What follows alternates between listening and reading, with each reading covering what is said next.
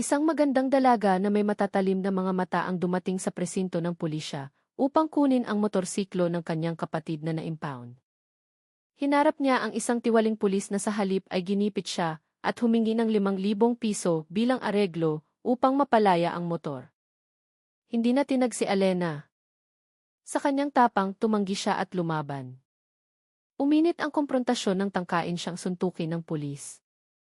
Ngunit sa isang iglap, nasangga ni Alena ang suntok at gumanti, dahilan upang hindi makagalaw ang pulis. Sa gitna ng kaguluhan, isang malaking truck ang biglang bumangga sa bakod ng presinto. Matagumpay na nabunyag ni Alena ang maruming gawain, direktang isinumbong ito sa hepe ng pulisya, at naging sanhi ng pagkakatanggal sa serbisyo ng mga tiwaling pulis. Gayunpaman, nagsimulang bumalot ang lagim sa buhay ni Alena.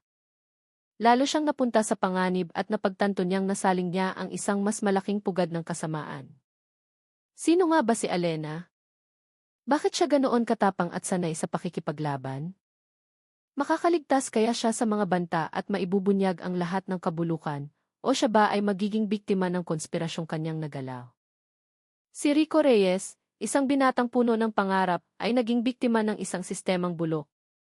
Ang kanyang pinag-ipunan na motorsiklo ay hinuli ng mga pulis sa isang kanto sa Santa Cruz, Maynila, dahil sa isang paglabag sa trapiko na hindi malinaw. Kahit na iginiit ni Rico na wala siyang ginawang mali, pinilit pa rin siya ng mga opisyal. Walang opisyal na tiket na ibinigay, sa halip, hiningan si Rico ng 5,000 piso bilang iareglo, upang hindi kumpiskahin ang kanyang motor. Ang pagsasanay na ito ng T-Kotong-Ki ang naging simula ng isang serye ng mga hindi inaasahang pangyayari na magbubunyag sa isang mas malaking network ng krimen sa likod ng uniporme ng mga tagapagpatupad ng batas. Bilang tugon sa pangingikil na dinanas ng kanyang kapatid, si Alena, isang dalaga na ang katatagan ay mababanaag sa kanyang matalim na mga mata, ay nagtungo sa police community precinct. Dala niya ang paniniwalang ang batas ay dapat pumanig sa katotohanan. Pagdating doon, agad niyang hinarap si Police Staff Sergeant Dante Darisman, isang pulis na kilala sa kanyang kaduda-dudang reputasyon. Nang hingin ni Alena ang paliwanag tungkol sa dahilan ng pag-impound sa motor ng kanyang kapatid, paikot-ikot at hindi magkatugma ang mga sagot ni Darisman. Ang hangin sa loob ng presinto ay tila mas kumapal, mabigat sa amoy ng pawis, lumang papel, at hindi maipaliwanag na tensyon. Ang mga bentilador sa kisame ay pagod na umiikot, walang nagagawa kundi ang paikutin ang mainit na hangin. Wala pong nilabag na batas ang kapatid ko, mariing sabi ni Alena, ang kanyang boses ay kalmado ngunit may diin. Bakit po hinuli ang motor niya at bakit siya hinihingat ng pera para aregluhin? Si Sergeant Darisman, na nakasandal sa kanyang upuan na tila siya ang hari ng maliit na kahariang iyon, ay tumingin sa kanya ng may pagmamaliit. Miss, standard procedure lang to. Kung ayaw mong maabala, bayaran mo na lang yung para sa areglo. Sumagot si Alena ng isang matalim na titig. Alam ko po ang tunay na proseso ng batas. Hindi bahagi ng proseso ang areglo. Pangingikil po ang tawag dyan. Si Darisman, na tila nasaling ang ego, ay nagbanta kay Alena na manahimik at huwag makialam.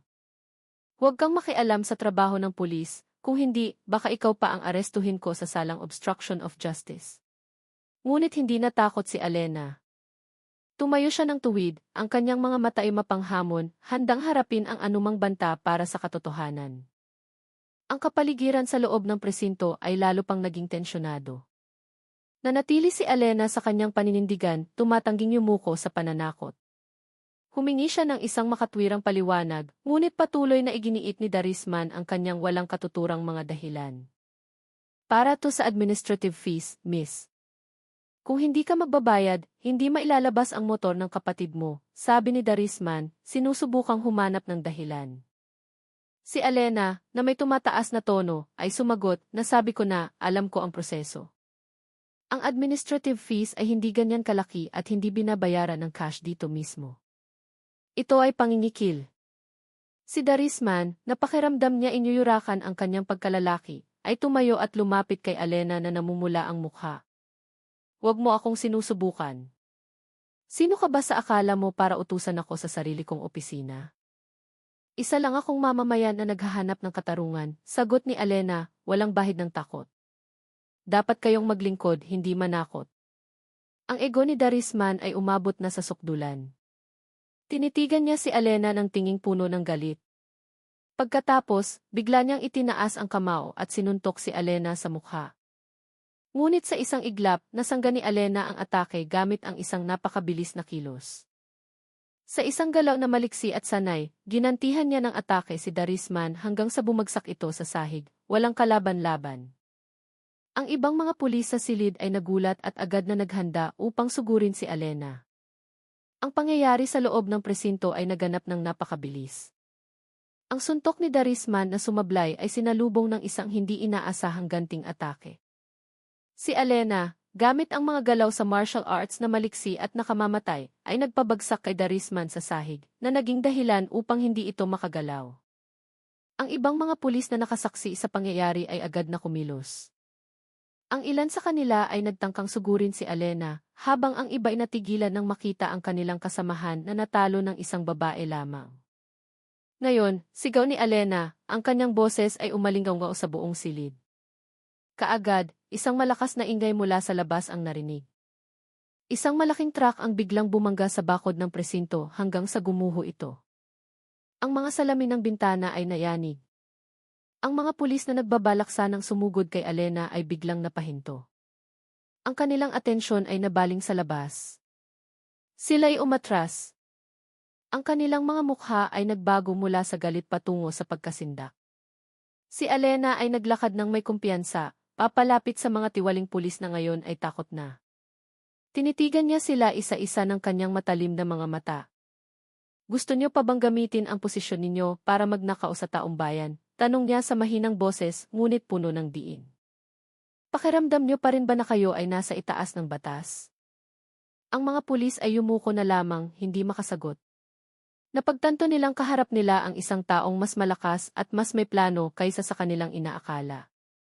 Pagkatapos ay inilabas ni Alena ang kanyang telepono, direktang tinawagan ang hepe ng pulisya, at sinimulang iulat ang pangingikil at pananakit na katatapos lang mangyari.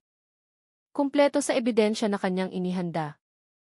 Ang mga pulis sa loob ng presinto ay tulala, tahimik, at takot matapos pabagsakin ni Alena si Sergeant Darisman at dumating ang kanyang mga kasama sakay ng truck na bumangga sa bakod. Tumayo si Alena ng tuwid, nagpapakita ng isang hindi maikakailang aura ng kapangyarihan. Tumingin siya kay Darisman na nakahandusay pa rin sa sahig at sa iba pang pulis na nakayuko na lamang. Akala niyo ba ang unipormeng iyan ay panangga para pagnakawan ang taong bayan? Tanong ni Alena, ang kanyang boses ay tila isang punyal. Nagkakamali kayo. Ang unipormeng ito ay simbolo ng paglilingkod, hindi kasangkapan sa pangingikil. Si Darisman, nahirap na bumangon habang hawak ang kanyang namamagang panga, ay nagtanong, sino ka ba talaga? Ang kanyang boses ay paos. Paano mo nalaman ang lahat ng ito? Isa lang akong mamamayan na sawa na, sagot ni Alena. Sawa na sa mga opisyal na tulad ninyo na dumudungis sa pangalan ng kapulisan. Ang ibang mga pulis ay nagtinginan, nalilito at natatakot. Isa sa kanila ang sumubok na makipag-ayos. Miss, wag na nating palakihin to. Pwede naman nating ayusin to bilang pamilya. Ngumiti si Alena ng may panunuya. Pamilya. Noong ginipit niyo ang kapatid ko, tinakot, at akala niyo kayo na ang batas, inisip niyo ba ang pamilya? Ngayon kayo na ang nasa alanganin, saka kayo hihingi ng areglo. Itinaas ni Alena ang kanyang telepono at pinindot ang isang numero. Magandang hapon po, Colonel Serrano. Pasensya na po sa abala, si Alena po ito. Nais ko lang pong i-report ang pangingikil at pananakit dito sa SE ng Santa Cruz na ginawa ni Staff Sergeant Darisman at ng ilan niyang mga tauhan, sabi niya ng malinaw at malakas. Ang mga mukha ng mga pulis ay lalo pang namutla. Alam nilang sila ay nasa malaking problema na. Ipinagpatuloy ni Alena ang kanyang ulat, mayroon po akong kumpletong ebidensya, recording ng usapan, at video ng pananakit na katatapos lang. Pakiusap po, magpadala kayo ng team mula sa Internal Affairs Service para imbestigahan ito. Salamat po, sir. Matapos ibaba ang telepono, muling tiningnan ni Alena ang mga pulis. Ngayon, malalaman ninyo kung ano ang pakiramdam na mapunta sa maling panig ng batas, sabi niya. Ang tensyon sa loob ng presinto ay umabot sa sukdulan. Matapos tumawag si Alena sa hepe, ibinaba niya ang kanyang telepono at muling tinitigan ang mga tiwaling pulis. Ang mga mukha na dati puno ng kayabangan ay ngayon ay tila naubusan ng dugo. Sila'y nagbubulungan, sinusubukang humanap ng paraan para makalusot sa sitwasyon na nagbabanta sa kanilang karera at kalayaan. Hindi mo pwedeng gawin to, sabi ng isang pulis na nanginginig ang boses. Mas isira nito ang reputasyon namin. Ang reputasyon ng presintong ito. Ngumiti si Alena ng mapakla. Reputasyon? Anong reputasyon ang tinutukoy ninyo? Reputasyon bilang mga kotong kop, bilang mga opisyal na ginagamit ang uniforme para mang-api ng mga maliliit na tao. Si Darisman, na nakabangon na at nakaupo sa isang silya, ay yumuko ng malalim. Ginagampanan lang namin ang aming tungkulin, bulong niya, sinusubukang ipagtanggol ang sarili. Ang tungkulin ninyo ay magprotekta at maglingkod, hindi manakot, sagot ni Alena. Ang ginawa ninyo sa kapatid ko at sa iba pang mamamayan ay isang krimen, Darisman. At ngayon, kailangan ninyong panagutan ang inyong mga ginawa. Bigla, mula sa labas, narinig ang tunog ng sirena ng sasakyan na papalapit. Ang mga tunog ay lalo pang lumakas, sinisira ang katahimikan sa loob ng presinto. Ang pinto ng opisina ay bumukas ng malakas at pumasok ang ilang mga unipormadong tauhan ng Internal Affairs Service, GIC, na may matatag na mga hakbang. Agad nilang nilapitan si Alena at tinanong ang kanyang kalagayan. Kayo po ba si Alena? Tanong ng isa sa mga opisyal ng GIC. Opo, ako nga po, sagot ni Alena. Ako po ang tumawag kay Colonel Serrano. Tumango ang opisyal ng GIC at humarap sa mga tiwaling pulis, kasama si Darisman. Sumama kayong lahat sa amin ngayon, utos niya ng may otoridad. Si Darisman at ang 4 pang pulis ay natahimik, hindi makatanggi. Sumunod na lamang sila. Ang kanilang mga mukha ay puno ng hiya at pagsisisi. Bago sila isinakay, tumingin si Darisman kay Alena. Panalo ka, sabi niya sa mahinang boses. Hindi ako ang nanalo, sagot ni Alena. Kundi ang katotohanan. At ang katotohanan ay laging hahanap ng paraan, maaga man o huli. Ang mga tiwaling pulis ay dinala palayo. Pinanood sila ni Alena, at sa kanyang puso, alam niyang ito ay simula pa lamang ng isang mas malaking laban. Ang tensyonadong sitwasyon sa presinto ay unti-unting humupa matapos dalhin ng VIS team si Darisman at ang kanyang mga kasamahan. Tumayo si Alena doon, pinapanood ang mga sasakyan ng VIS na papalayo, habang napagtatanto niyang nagsimula siya ng isang bagyo na mas malaki kaysa sa kanyang inaasahan. Samantala, ang mga residente na nagtipon sa labas, matapos masaksihan ang pag-aresto ay nagsimulang mag-video at ibahagi ito sa social media na nag-viral sa kwento. Sa loob ng ilang sandali, isang opisyal ng IHI ang magalang na lumapit kay Alena. Miss Reyes, pinapatawag po kayo ni Colonel Serrano sa kanyang opisina ngayon. Gusto niyang marinig mismo mula sa inyo ang buong kronolohiya. Tumango si Alena. Sige po, pupunta na ako agad doon. Pagdating sa opisina ng hepe sa Manila Police District Headquarters, magalang siyang sinalubong. Ang hepe, si Colonel Serrano, isang lalaking nasa katanghalian ng edad na may matatag ngunit mahinahong mga mata, ay pinaupo si Alena. Natanggap ko na ang paunang ulat mula sa victim, simula ng hepe. Pero kailangan kong marinig mula sa iyo, Miss Reyes, kung ano talaga ang nangyari. Kalmadong ikinuwento ni Alena ang lahat, mula sa pag-impound sa motor ng kanyang kapatid, sa hininging areglo, hanggang sa komprontasyon sa presinto. Hindi lang po sila humingi ng pera, sir. Tinangkarin po nila akong saktan, paliwanag niya. Makinig ng mabuti si Colonel Serrano. Tinitigan niya si Alena ng may paghanga. Napakalakas ng loob mo, Hisha. Kakaunti lang ang mga taong may tapang na lumaban. Nagpapasalamat ako sa iyong katapangan. Umiling si Alena. Ginawa ko lang po ang nararapat, sir. Naniniwala po ako na dapat ipaglaban ang katotohanan. Sumang-ayon ang hepe.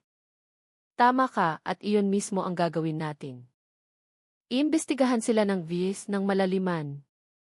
Ipinapangako ko, walang tolerance para sa mga opisyal na tulad nila. Tatanggapin nila ang pinakamabigat na parusa ayon sa batas. Pagkatapos noon, isinumite ni Alena ang lahat ng ebidensyang hawak niya. Ang voice recording ng usapan nila ni Darisman, mga litrato ng motor ng kanyang kapatid, at ang detalyadong kronolohiya na kanyang inihanda. Seryosong tinanggap ng hepe ang mga ebidensya, nangangakong gagamitin ito upang tapusin ang kaso. Salamat ulit, Miss Reyes, sabi ng hepe. Minulat mo ang aming mga mata. Sama-sama nating tapusin ang kasong ito. Umiti si Alena. Tutulong po ako sa abot ng aking makakaya, sir. Gusto kong makitang tunay na naipatutupad ang hustisya. Ang balita tungkol sa pag-aresto sa mga tiwaling pulis na pinangunahan ni Alena ay mabilis na kumalat, naging mainit na usapan sa social media. Ang mga video na kuha ng mga residente ay naging viral sa loob lamang ng ilang oras. Samantala, sa headquarters, nagsimula ng magtrabaho ang EF team. Ang 5 pulis, kasama si Darisman, ay tinipon sa interrogation room. Hinarap sila sa matibay na ebidensyang nakalap ni Alena at ng V. Hindi kayo makakatanggi, sabi ng isang opisyal ng E, habang inilalatag ang mga recording at video sa mesa. Mayroon kaming recording ng usapan ni Darisman na humihingi ng areglo. Mayroon din kaming video na nagpapakita ng kanyang tangkang pananakit kay Alena. At ito ang mga ulat mula sa maraming iba pang residente na naging biktima rin ng inyong pangingikil. Namutla ang mukha ni Darisman at ng kanyang mga kasamahan. Alam nilang hindi na sila makakaila. Sinubukan ng isa sa kanila na ipagtanggol ang sarili. Hindi po pagkakaunawaan lang yun, sir. Hindi po namin sinasadya. Mabilis siyang pinutol ng opisyal. Hindi pagkakaunawaan. Hindi nagsisinungaling ang mga ebidensyang ito. Hindi lang ito tungkol sa isang motor, ito ay isang sistematikong krimen. Inabuso ninyo ang inyong kapangyarihan at sinira ang tiwala ng publiko. Yumuko silang lahat, wala nang masabi para ipagtanggol ang kanilang sarili. Matapos ang ilang oras ng interogasyon, sa wakas ay umamin sila. Hindi na kayang itanggi ni Darisman at ng kanyang mga kasamahan ang lahat ng akusasyon, at hindi na rin sila makakawala sa mga ebidensyang maayos na nakalap. Alam naming nagkamali kami, sabi ni Darisman na may tono ng pagsisisi. Pero sumusunod lang kami sa utos. Ngunit hindi na tinag ang opisyal. Sino man ang sangkot ay paparusahan namin. Ipoproseso kayo ayon sa batas. Matapos ang interogasyon, dinala si Darisman at ang 4 niyang kasamahan sa kulungan. Si Alena, na naghihintay sa labas, ay nakita silang dinadala palayo. Alam niyang ito ay isang paunang tagumpay. Ngunit nararamdaman din niya ang may mas malaki pang bagay sa likod ng kasong ito. Isang bagay na hindi pa nabubunyag. Ang kaso ng pag-aresto sa mga tiwaling pulis ay naging pambansang balita. Iba't ibang media outlet ang nagbalita tungkol sa katapangan ng isang dalagang nagngangalang Alena na nagtagumpay na buwagin ang praktikang tiko-tongki sa isang presinto. Ngunit sa likod ng tagumpay na iyon, ang EAS team na nagpapatuloy sa investigasyon ay nagsimulang makahanap ng mga irregularidad. Muli nilang ininteroga si Darisman at ang kanyang mga kasamahan, ngunit ngayon ay nakatuon sa ibang bagay. Sa inyong mga bank account, nakakita kami ng mga kahina-hinalang transaksyon, sabi ng isang opisyal ng VA, habang ipinapakita ang data ng mga transaksyon. Umaabot ito sa daan-daang libong piso, malayong-malayo sa sahod ninyo bilang pulis. Nagulat si Darisman at ang kanyang mga kasamahan. Hindi nila inaasahan na aabot sa ganoong kalalim ang investigasyon. Hindi. Hindi po namin alam yan, sir, nauutal na sagot ni Darisman. Huwag kayong magsinungaling, sigaw ng opisyal. Ang perang ito ay dumadaloy papunta sa account ng isang negosyante at ilang mga opisyal ng gobyerno. Sabihin nyo, sino ang nag-utos sa inyo? Nanatiling tikom ang bibig ni Darisman at ng kanyang mga kasamahan. Nagtinginan sila na tila may mas malaking takot na bumabalot sa kanila. Alam nilang kung magsasabi sila, maaaring mapahamak ang kanilang buhay at pamilya. Inutusan lang po kaming tumanggap ng pera, sir, sabi ng isa sa mga pulis, ang kanyang boses ay mahina at puno ng takot. Pagkatapos makolekta, ibinibigay namin sa aming superior. Sino ang superior na tinutukoy ninyo? Tanong ng opisyal ng V. Ngunit hindi sumagot ang pulis. Yumuko lamang ito. Tumulo ang kanyang mga luha. Takot na takot siya. Si Alena, na lihim na nakikinig sa interogasyon mula sa kabilang silid, ay nagsimulang mapagtanto na ang kasong ito ay hindi lamang tungkol kay Darisman. Ito ay isang malaking konspirasyon na kinasasangkutan ng maraming tao. Alam ni Alena na nasaling niya ang ugat ng kabulukan na kumakalat sa buong sistema. Ngunit alam din niyang hindi dito magtatapos ang kanyang laban. Lalong lumalim ang investigasyon ng VIF. Ang mga kahina-hinalang transaksyon sa bangko ay nagturo sa kanila sa isang mas malaki at organisadong network ng pangingikil. Ang mga transaksyon sa pananalapi ay patungo pala sa mga account ng isang maimpluwensyang negosyante at ilang mga opisyal ng gobyerno sa lungsod. Ang mga sapot ng konspirasyong ito ay gumagapang mula sa pinakamababang antas hanggang sa tuktok ng kapangyarihan. Habang nagpapatuloy ang proseso ng interogasyon, nagsimulang maramdaman ni Alena ang epekto ng kanyang katapangan. Ang mga pananakot ay sunod-sunod na dumating. Isang gabi, binato ang kanilang bahay ng hindi kilalang mga tao na naging sanhi ng pagkasira ng salamin ng bintana. Sa ibang pagkakataon, naramdaman ng kanyang kapatid na si Rico na sinusundan siya saan man siya magpunta, na nagdulot ng malaking takot. Ang telepono ni Alena ay natap din, bawat usapan niya ay minomonitor ng mga hindi responsableng tao. Ngunit lahat ng pananakot na iyon ay hindi nagpatinag kay Alena. Sa halip, lalo siyang nakumbinsi na nasa tamang landas ang kanyang ipinaglalaban. Hinarap niya ang mga pananakot ng may tapang.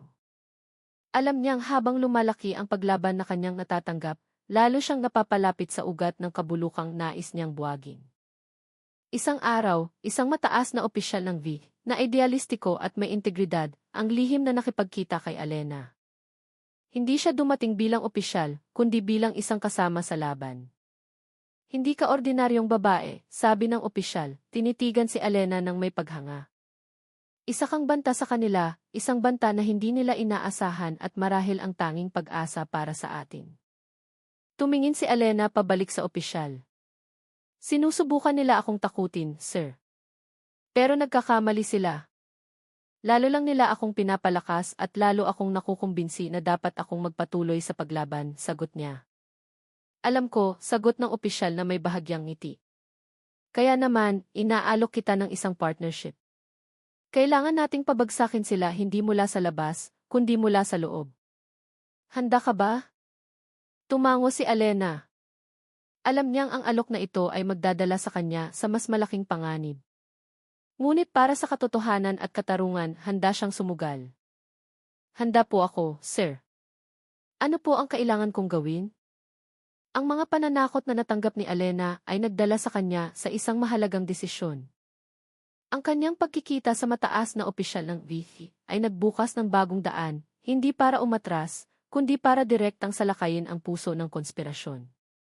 Si Alena, na ngayon ay opisyal ng nakikipagtulungan sa VIF, ay pumayag na maging bahagi ng isang lihim na operasyon na idinisenyo upang pabagsakin ang mga negosyante at opisyal na utak sa likod ng network ng pangingikil.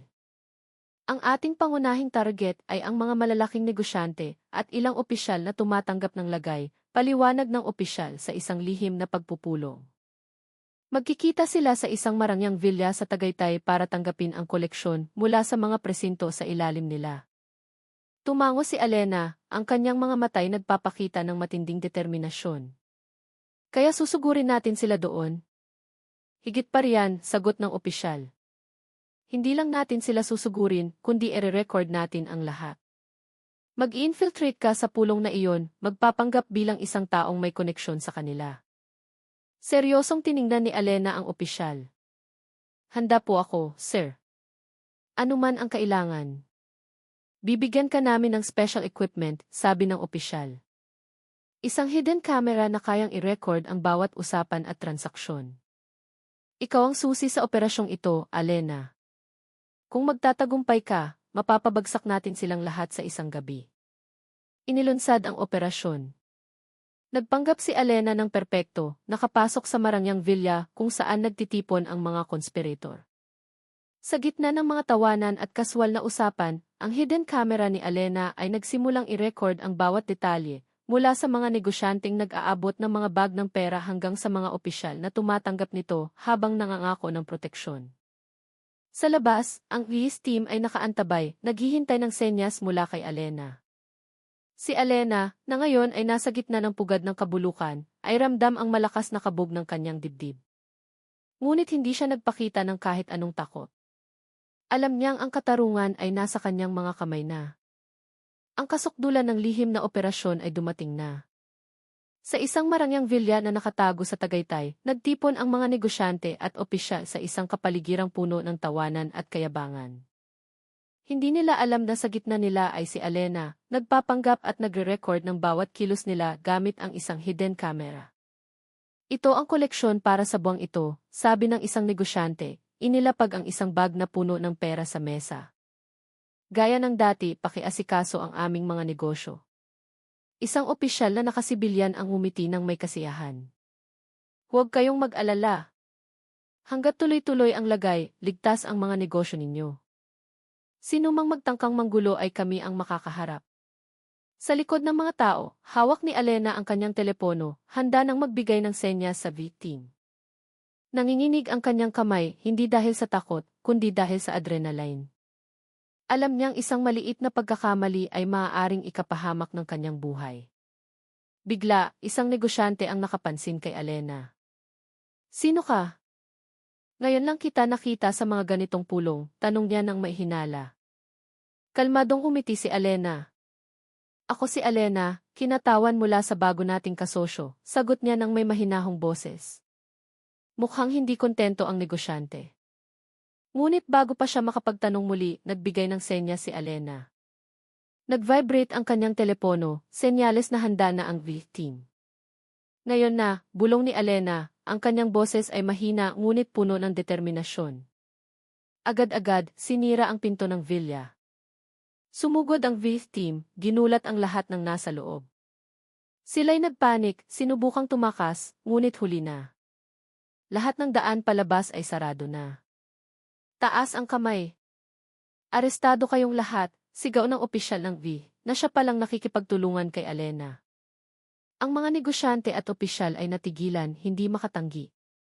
Isa-isa silang inaresto, kasama ang ebidensya ng recording at cash na natagpuan sa lugar. Sa gitna ng kaguluhan, nilapitan ng opisyal si Alena. Napakagaling mo, Alena.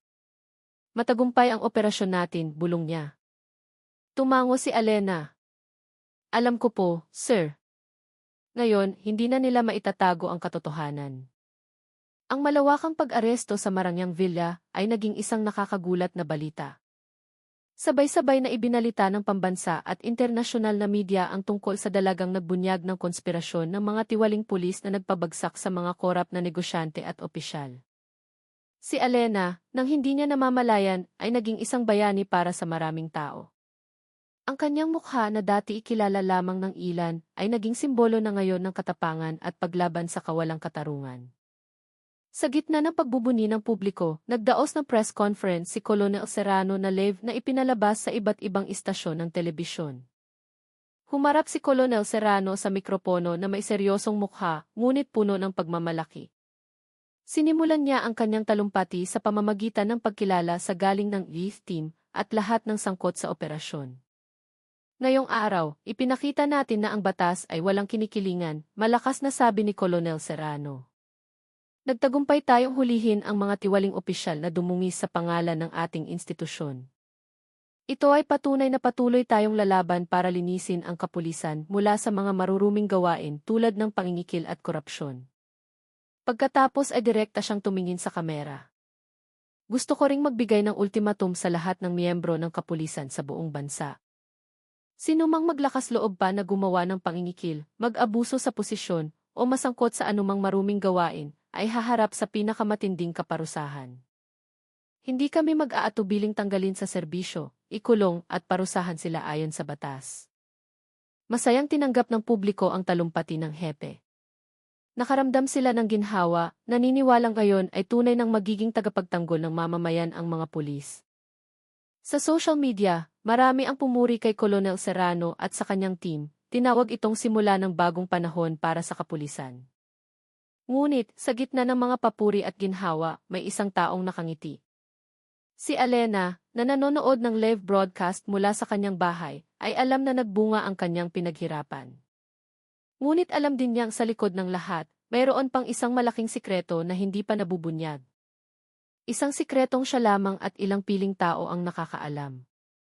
Ilang araw matapos ang nakakagulat na press conference, ang pangalan ni Alena ay naging bukang-bibig. Naging simbolo siya ng paglaban ng taong bayan sa korupsyon. Isang figura na hinahangaan dahil sa kanyang katapangan. Sa kabilang banda, si Colonel Serrano ay pinuri bilang isang leader na matatag at may integridad.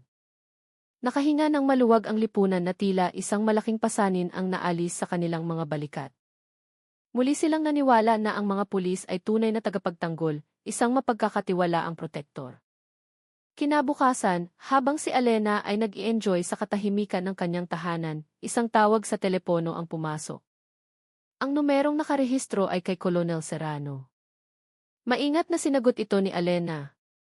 Magandang umaga, Miss Reyes, bati ng boses ng hepe mula sa kabilang linya. Sana ay nasa mabuti kang kalagayan. Magandang umaga po, sir. Okay lang po ako, salamat, sagot ni Alena. Mabuti naman.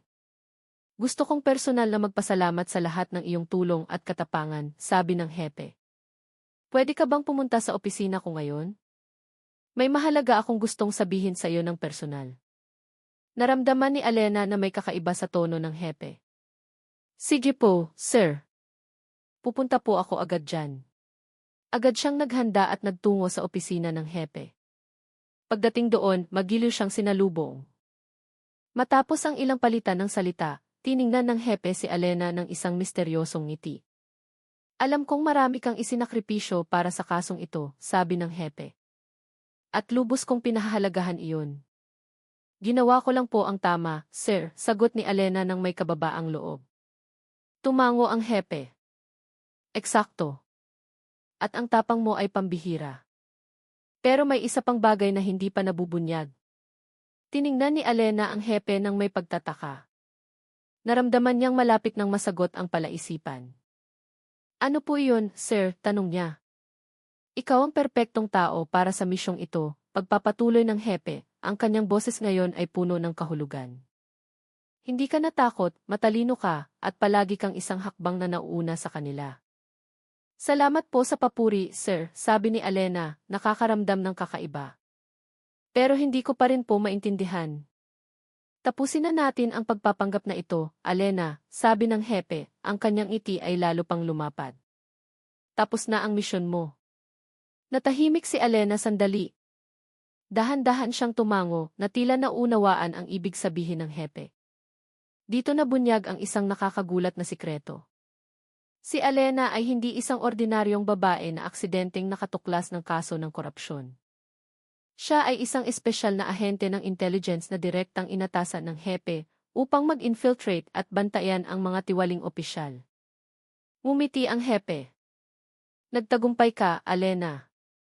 Ang misyon mo ay matagumpay na nagbuwag sa pinakamalaking network ng korupsyon sa lungsod na ito. Ipinagmamalaki kita. Ngumiti lamang si Alena.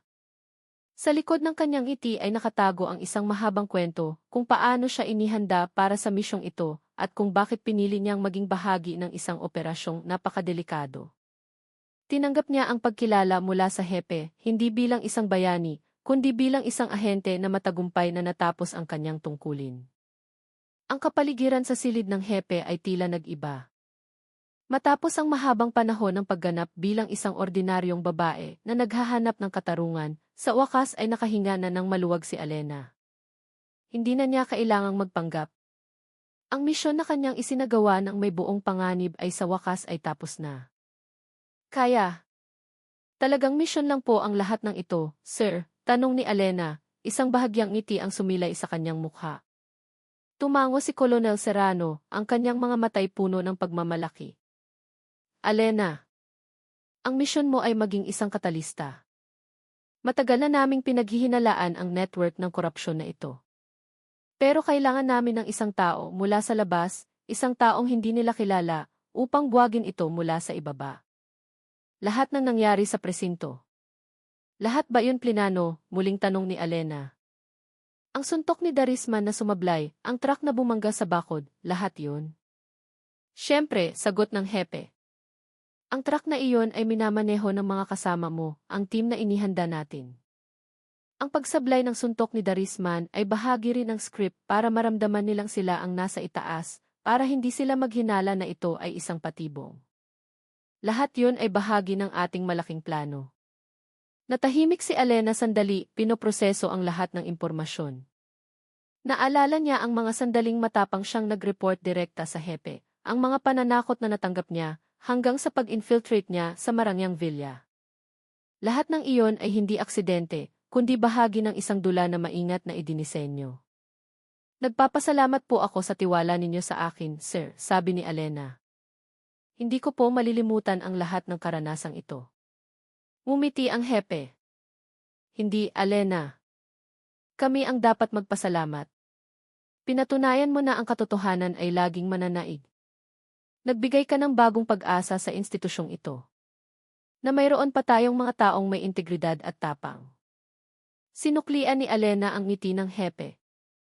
Alam niyang sa likod ng imahe ng bayani na ibinigay sa kanya ng publiko, siya ay isang lihim na ahente na matagumpay na natapos ang kanyang tungkulin. Ngayon, maaari na siyang bumalik sa anino, iwanan ang entablado ng katarungan na kanyang nilikha. Ang malaking sikreto ay sa wakas ay nabunyag. Sa likod ng kanyang katapangan na hinangaan ng publiko, si Alena ay isang piyesa lamang sa isang komplikadong laro ng chess na ang lahat ay inayos ng hepe. Tapos na ang misyon at ngayon ay maaari nang tanggalin ni Alena ang kanyang maskara. Paano po si Rico, ang kapatid ko? Tanong ni Alena, ang kanyang boses ay puno ng kuryosidad. Ngumiti ang hepe. Si Rico ay bahagi ng misyon. Alam niya ang lahat. Kahit ang pag-impound sa motor niya ay bahagi ng script na ating inayos. Kailangan nating gawing mukhang tunay ang kaso para hindi maghinala si Darisman at ang kanyang network. Natahimik si Alena sandali, pinag-iisipan ang lahat ng nangyari. Nakaramdam siya ng ginhawa at pagmamalaki na matagumpay niyang natapos ang misyon. Ngunit sa kabilang banda, nagulat din siya sa kung gaano kakomplikado ang script na idinisenyo. Kaya, lahat ng pananakot na natanggap ko. Bahagi rin ng script. Tumango ang hepe. Karamihan. Kailangan nating paniwalain sila na isa kang tunay na banta para kumilos sila. Ang pagbato sa bahay ninyo, ang pagtap sa telepono mo, lahat yun ay bahagi ng plano para painin sila palabas ng kanilang lungga. Ngunit may ilang pananakot na totoo mula sa kanila at palagi ka naming binabantayan at pinoprotektahan mula sa malayo. Huminga ng malalim si Alena. Hindi ko inaasahan na aabot sa ganito. Nagtagumpay ka, Alena. Ang misyon mo ay nagbuwag sa pinakamalaking network ng korupsyon sa lungsod na ito. Ipinagmamalaki kita, sabi ng hepe habang nakangiti. Ngayon, maaari ka nang bumalik sa normal mong buhay. Tatanggap ka ng parangal para sa iyong mga serbisyo, at ang iyong pagkakakilanlan ay mananatiling lihim. Makikilala ka ng publiko bilang isang matapang na dalaga, ngunit hindi nila malalaman ang sikreto sa likod ng iyong katapangan. Ngumiti si Alena. Naunawaan niyang kailangan niyang manatili sa anino. Tinanggap niya ang pagkilala mula sa hepe, hindi bilang isang bayani, kundi bilang isang ahente na matagumpay na natapos ang kanyang tungkulin. Ipinagpalit niya ang kanyang ordinaryong buhay para sa isang misyon, at ngayon ay babalik siya bilang isang ibang tao. Ngumiti si Alena, ngunit iba na ang ngiti niya. Hindi na ito ang ngiti ng isang bayani, kundi ang ngiti ng kasiyahan ng isang ahente na natapos na ang kanyang gawain. Naging bahagi siya ng pinakamalaking dula sa kanyang buhay, at alam niyang mananatili itong sikreto. May isa pa pong bumabagabag sa isip ko, sir, sabi ni Alena, ang kanyang boses ay mahina ngunit puno ng kahulugan. Tumingin sa kanya ang hepe, nagbibigay senyales na magpatuloy. Ano iyon, Alena? Ang mataas na opisyal ng VIS na nakipagkita sa akin sa gitna ng mga pananakot, sabi ni Alena. Bahagi rin po ba siya ng dula na ito? Lumapad ang ngiti ng hepe. Siyempre. Ang opisyal na iyon ay ang iyong ama. Siya ang taong pinakaresponsable sa misyong ito. Natahimik si Alena. Tumulo ang kanyang mga luha. Ngayon ay naiintindihan na niya kung bakit hindi gaanong nagsasalita ang kanyang ama tungkol sa trabaho nito. Kung bakit palagi siyang sinasanay sa martial arts at binibigyan ng mga aral tungkol sa batas at katarungan. Nakaramdam siya ng pagmamalaki at pagkaantig. Ipinagmamalaki ka ng iyong ama, sabi ng hepe. Siya ang pinakananiniwala na kaya mong gawin ang misyong ito. Nakita niya ang potensyal sa iyo, Alena, isang potensyal na kahit ikaw mismo ay hindi mo namamalayan. Kaya, lahat ng nangyari ay paraan ng pagtuturo ng aking ama, tanong ni Alena, nanginginig ang boses. Higit pa riyan, sagot ng hepe. Ito ay isang pagsubok. Isang pagsubok para makita kung handa ka na bang sumunod sa kanyang mga yapak. At pinatunayan mong higit ka pa sa handa. Ngumiti si Alena. Ngayon ay naiintindihan na niya ang lahat. Hindi lamang siya isang bayani sa mata ng publiko, kundi isang bayani rin sa mata ng kanyang ama. Pinatunayan niyang karapat-dapat siyang magpatuloy sa yapak ng kanyang ama at maging bahagi ng isang lihim na team na naglilinis sa bansa mula sa korupsyon. Salamat po, sir, sabi ni Alena, sa lahat ng tiwala na ibinigay ninyo at ng aking ama. Tumango ang hepe. Walang anuman, Alena. At maligayang pagdating sa aming mundo. Ang tunay mong tungkulin ay ngayon palang magsisimula. Sa mga salitang iyon, tinanggap ni Alena ang bagong kabanata ng kanyang buhay. Nilisan niya ang opisina ng hepe, hindi na bilang isang dalagang naghahanap ng katarungan, kundi bilang isang ahente ng intelligence na handang harapin ang susunod na hamon. Kinabukasan, ang katahimikan sa opisina ng hepe ay nagpatuloy. Matapos mabunyag ang lahat ng sikreto, naupo si Alena sa harap ng hepe, pinoproseso ang bawat detalye ng misyon na katatapos lang niya. Ang buong dula, mula simula hanggang wakas, ay maingat palang inayos. Matagal na naming pinaghihinalaan ang network ng korupsyon sa loob ng institusyon, pero mahirap patunayan, simula ng hepe. Napakatuso nila at organisado. Kailangan namin ng isang taong makakapasok ng hindi pinaghihinalaan, isang taong hindi nakarehistro sa aming sistema. At ako po ang pinili ninyo, tanong ni Alena, ang kanyang mga mata ay matalim na nakatitig. Siyempre, sagot ng hepe. Ikaw ang pinakamagaling na ahente na mayroon kami. Ang iyong ama, bilang isang mataas na opisyal ng IS, ay sinanay ka mula pagkabata.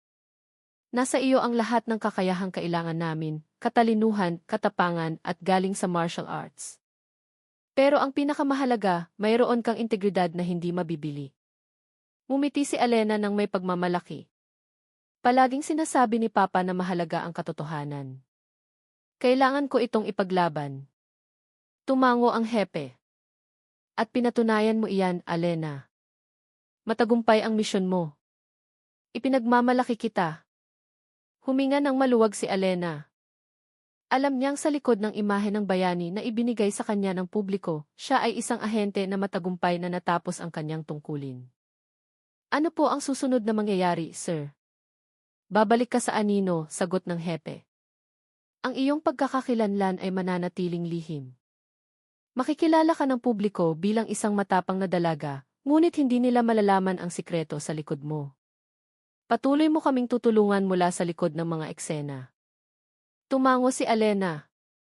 Nauunawaan niyang hindi pa tapos ang kanyang tungkulin. Simula pa lamang ito ng kanyang mahabang paglalakbay bilang isang ahente na lumalaban sa kawalang katarungan. Handa na siya sa susunod na hamon. Nagkatinginan si Alena at ang hepe. Ang silid ay napuno ng pakiramdam ng ginhawa at pagmamalaki. Ang mapanganib na misyon ay natapos na, at oras na para bumalik si Alena sa normal na buhay, dala ang isang malaking sikreto. Ang tunay mong misyon ay ngayon palang nagsisimula, Alena, seryosong sabi ng hepe. Babalik ka sa anino. Mananatiling lihim ang iyong pagkakakilanlan at patuloy mo kaming tutulungan mula sa likod ng mga eksena. Tumango si Alena, naunawaan ang ibig sabihin ng hepe. Handa po ako, sir. Mabuti, sabi ng hepe. At bilang pasasalamat mula sa bansa, bibigyan ka namin ng parangal para sa iyong mga serbisyo. Huwag kang mag-alala, ang parangal na ito ay ibibigay ng lihim, kaya mananatiling ligtas ang iyong pagkakakilanlan. Ngumiti si Alena. Hindi niya inaasahan ang anumang parangal. Para sa kanya, ang makitang nakakulong ang mga korap ay sapat ng gantimpala. Ngunit tinanggap niya ang parangal bilang pagkilala sa kanyang hirap at sakripisyo. Gusto ko pong magpasalamat, sir, sabi ni Alena, sa lahat ng tiwala na ibinigay ninyo sa akin. Walang anuman, Alena, sagot ng hepe. At tandaan mo, hindi ka nag-iisa. Palagi kaming nasa tabi mo. Nilisan ni Alena ang opisina ng hepe na maihalong damdamin. Ipinagmamalaki at nakakaramdam siya ng ginhawa, ngunit mayroon ding bahagyang kalungkutan. Nasanay na siyang mamuhay bilang isang lihim na ahente, at ngayon ay kailangan niyang bumalik sa kanyang normal na buhay. Alam niyang hindi na siya magiging parehong Alena tulad ng dati. Nagbago siya, naging mas malakas, mas matapang, at mas handang harapin ang anumang hamon. Handa na siyang bumalik sa anino, naghihintay ng susunod na misyon. Ang paglalakbay ni Alena mula sa opisina ng hepe papunta sa kanyang bahay ay iba ang pakiramdam. Sa kanyang mga mata, ang lungsod na dati ordinaryo ay ngayon ay puno ng mga sikreto. Bawat sulok, bawat mukha na kanyang nakakasalubong ay tila may itinatagong kwento. Hindi na siya isang simpleng matapang na dalaga, kundi isang ahente na nakita ang madilim at maliwanag na bahagi ng batas. Pagdating niya sa bahay, sinalubong siya ng kanyang kapatid na si Rico ng isang malapad na ngiti. Mission accomplished, ate, tanong niya ng pabulong. Ang kanyang mga mata ay puno ng kuryosidad. Tumango si Alena, sinuklian ang ngiti ng kapatid. Accomplished, maikling sagot niya. Alam kong magtatagumpay ka, ate, sabi ni Rico ng may pagmamalaki. Naghanda ako ng hapunan. Mag-celebrate tayo. Sa hapagkainan, tahimik na kumain sina Alena at Rico. Hindi na nila kailangang mag-usap ng marami dahil alam nilang nagbahagi sila ng isang sikretong hindi mauunawaan ng iba. Naalala ni Alena kung paano siya nagpanggap na galit na ate at si Rico ay nagpanggap na takot na kapatid. Lahat iyon ay bahagi ng isang dula na matagumpay nilang ginampanan. Ipinagmamalaki kita, ate, sabi ni Rico, binasag ang katahimikan. Pinatunayan mong kaya nating labanan ang kasamaan. Umiti si Alena. Tayo, Rico. Tayo ang nagtagumpay. Ipinakita natin na ang katotohanan ay laging mananaig. Nang gabing iyon, habang nakahiga si Alena sa kanyang kama, alam niyang hindi na magiging pareho ang kanyang buhay. Maaaring bumalik na siya sa kanyang normal na buhay, ngunit sa kanyang puso, palagi siyang magiging isang ahente.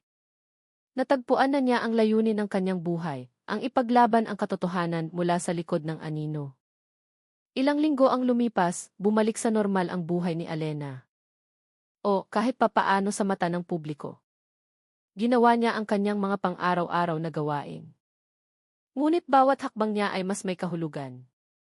Gayunpaman, muling nagambala ang kanyang katahimikan nang makatanggap siya ng isang sobre mula sa hepe. Sa loob nito, isang lihim na sulat at isang tiket sa eroplano papunta sa isang lungsod na hindi niya kilala. Agad na tinawagan ni Alena ang hepe. Ano po ito, sir? Tanong niya. Akala ko po tapos na ang misyon ko. Ang misyon mo bilang isang ordinaryong mamamayan ay tapos na, sagot ng hepe. Pero ang misyon mo bilang isang ahente ay ngayon palang nagsisimula. Sa lungsod na ito, may isang kaso ng korupsyon na katulad ng ating binuwag. Mas tuso sila, mas organisado. Kailangan namin ang tulong mo. Natahimik si Alena sandali, pinoproseso ang lahat ng impormasyon. Alam niyang ang alok na ito ay magbabalik sa kanya sa isang mundong puno ng panganib. Ngunit alam din niyang ito ang kanyang tadhana. Ito ang landas na kanyang pinili. Ano po ang kailangan kong gawin? Tanong ni Alena. Kailangan mong mag-infiltrate sa kanilang network, buwagin ang kanilang kabulukan mula sa loob, sagot ng hepe. Tulad ng ginawa mo dati. Pero sa pagkakataong ito, kailangan mong maging mas maingat. Alam na nila kung sino ka. Umiti si Alena. Handa po ako, sir. Handa akong harapin ang anumang hamon. Mabuti, sabi ng hepe. Ang tiket at ang peking pagkakakilanlan mo ay nasa sobre na. Lahat ng paghahanda ay inayos na namin. Aalis ka bukas ng umaga. Tumango si Alena. Ibinaba niya ang telepono at tinitigan ang tiket sa kanyang kamay. Alam niyang hindi siya makakatanggi. Ito ang kanyang tawag. Ito ang kanyang misyon. Ang huling gabi ni Alena sa lungsod na iyon ay mahaba. Inayos niya ang kanyang mga gamit, Inalis ang lahat ng bagay na maaaring mag-ugnay sa kanya sa kanyang lumang pagkakakilanlan.